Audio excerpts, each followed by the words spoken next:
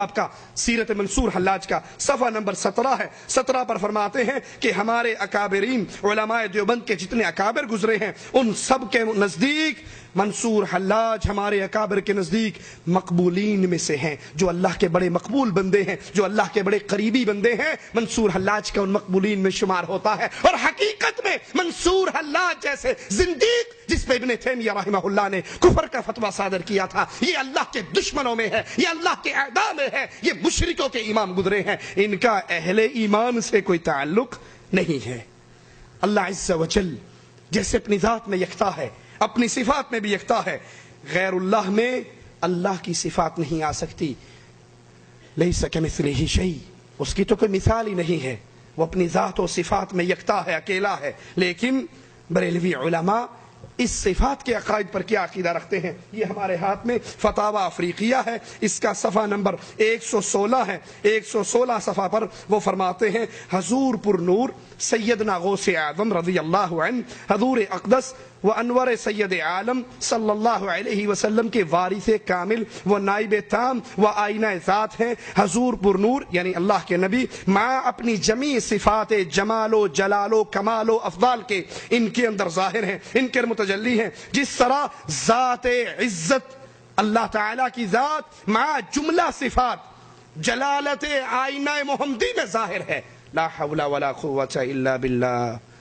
لوگو اللہ کے لیے اللہ کی توحید کو سمجھو اور اللہ کی توحید کے دشمنوں کے عقائد کو بھی سامنے رکھو. جس طرح اللہ اپنی ساری صفات کے اندر محمد کی صورت میں ظاہر ہوا ہے، اسی طرح محمد صلی اللہ علیہ وسلم اپنی ساری صفات کے اندر پیر عبد القادر کی صورت میں آیا ہے. حالانکہ اللہ اپنی صفات میں اکیلا، اس کی صفت کسی بندے میں نہیں آ سکتی، وہ کسی میں حلول نہیں کرتا، کوئی اللہ کے اندر فنا نہیں ہوتا. اور یہی عقیدہ جو علماء بریلی بیان کرتے ہیں، یہی عقیدہ علماء دیوبند کے سرتاج امداد اللہ مہاجر مکی نے اپنی کتاب کلیات امدادیہ صفحہ نمبر 27 پہ بیان کرتے ہوئے کہا ہے.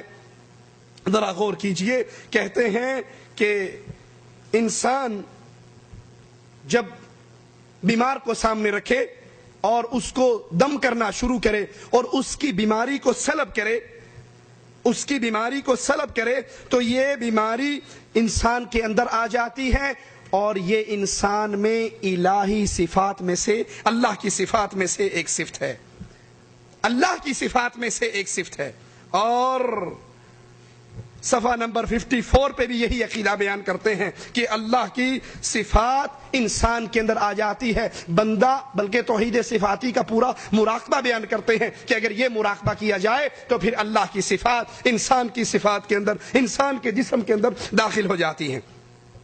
انسان اللہ کا بندہ ہے، اللہ ہمارا خالق و مالک ہے، ہم اللہ کے بندے ہیں.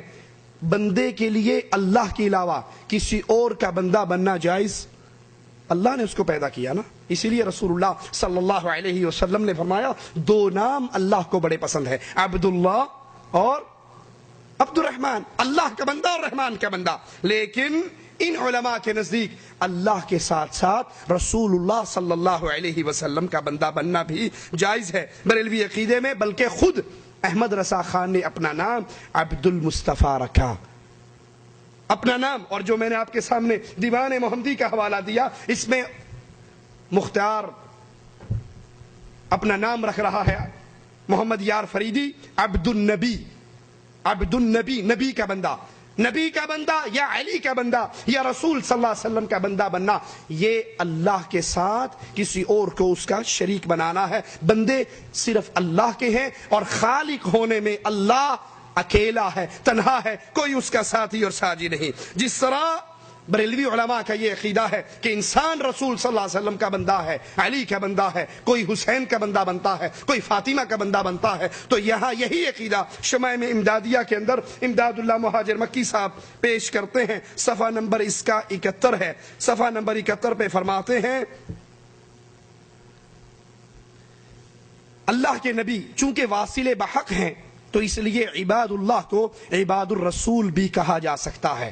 اللہ کے نبی वासिले बहक हैं, अल्लाह में वासिल हो चुके हैं, लिहाजा अल्लाह के बंदों को रसूल का बंदा भी कहा जा सकता है। ला हौला वला कुव्वता इल्ला बिल्लाह। और कुरान हकीम क्या फरमाता है, मा कान लिबशरिन अन युअतियहु अल्लाहुल किताब वल हुक्म वन नुबुव्वता सुम्मा यक़ूल लिन्नासी कूनू इबादन ली मिन दूनिल्लाह वलाकिन कूनू रब्बानियीन। मालिक अज़्ज़ा व जल फरमाता है, किसी के लिए जायज नहीं, किसी बशर के लिए, अल्लाह उसे नबुव्वत दे, अल्लाह उसे किताब दे, अल्लाह उसे हिकमत दे, तो वो लोगों से कहे ऐ लोगों अल्लाह की बजाय मेरे बंदे बनो, क्योंकि बंदे अब्दियत में खालिस अल्लाह के बंदे हैं, इसके अंदर कोई और शरीक नहीं हो सकता।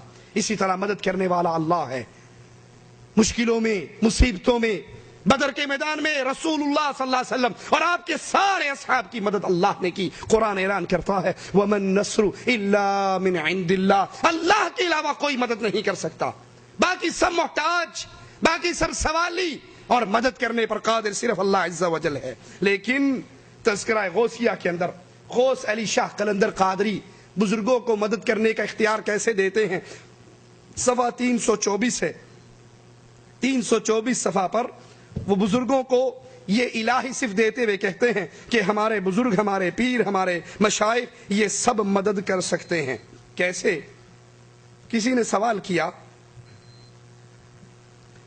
औलिया अल्लाह में से कुछ मरने के बाद इनसे कुछ फैज होता भी है या नहीं, या मरने के बाद इनकी दुनिया से इनकी रिश्तेदारी खत्म हो जाती है, इनका ताल्लुक खत्म हो जाता है, ये कुछ नहीं पहचानते।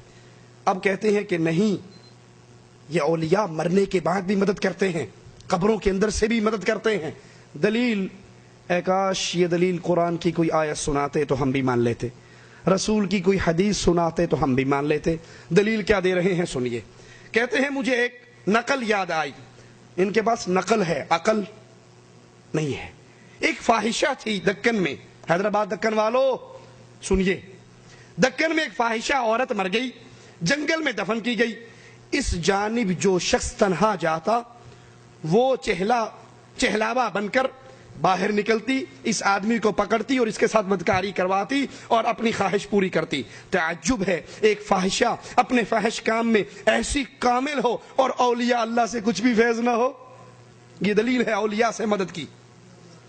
एक बदकार औरत जब अपनी कब्र से निकल के अपनी बदकारी करवा के फिर कब्र में चली जाए तो ये कैसे हो सकता है कि औलिया अल्लाह कुछ फैज ना करते हो? नहीं, बल्कि जिस तरह ये फाहिशा मरने के बाद भी कुछ करती रही तो औलिया अल्लाह बिल औला मदद करते हैं। और कुरान क्या कहता है, जिनको तुम मदद के लिए पुकारते हो अमवातुन गैरु अहया, ये तो मुर्दे हैं, जिंदा नहीं है। वमा यशउरून अय्याना युबअसून, इनको ये भी शऊर नहीं है कि हमें उठाया कब जाना है।